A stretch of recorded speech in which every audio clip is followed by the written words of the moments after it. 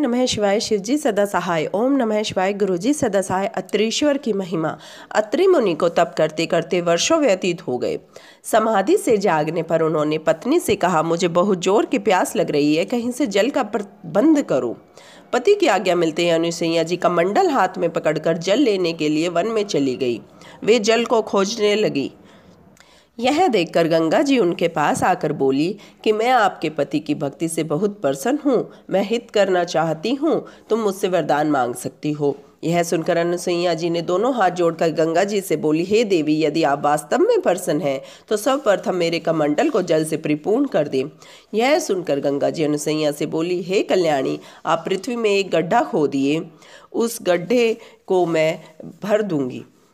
उस गड्ढे से गंगा जी की धारा बहने लगी। अनुसुईया जी ने विस्मित होकर अपना कमंडल गंगा जल से भर लिया। फिर गंगा जी से बोली, जब तक मेरे पति देव अत्रि मुनि आपके दर्शन न कर लें तब तक कृपा कर इसी स्थान पर विराजमान रहें।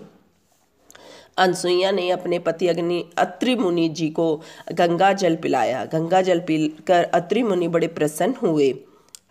इसके बाद अत्रि मुनि भी गंगा जी के दर्शन हेतु आए। महर्षि अत्रि ने धन्य धन्य कहकर उनकी स्तुति की। अनुसुईया जी ने गंगा जल में स्नान किया। उसी समय गंगा जी की इच्छा पूर्ण हुई और दोनों से जाने की आज्ञा मांगी। यह सुनकर अनुसुईया जी ने हाथ जोड़कर नम्रतापूर्वक कहा कि यदि आप वास्तव में मुझसे प्रसन्न हैं तो इस तपोवन में विराजें, आप यहीं स्थिर हो जाएं। गंगा जी ने कहा, अगर आप यही चाहती हैं तो अपने तप में से 1 वर्ष का फल मेरे लिए अर्पण करें। अनुसुईया जी ने गंगा जी की इच्छा पूर्ण कर दी। गंगा जी वहीं पर विराजमान हो गई। तभी भगवान शिव भी वहां प्रकट हुए। दोनों पति पत्नी ने उनकी पूजा की।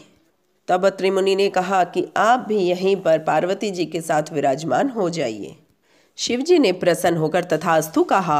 अत्रीश्वर के नाम से संसार में प्रसिद्ध हुए। गंगा जी भी वहाँ पर मंदाकिनी के नाम से प्रसिद्ध हुई। उसी कुंड में गंगा की धारा प्रवाहित होने लगी। अत्रि मुनि का आश्रम सदैव के लिए हरा भरा हो गया।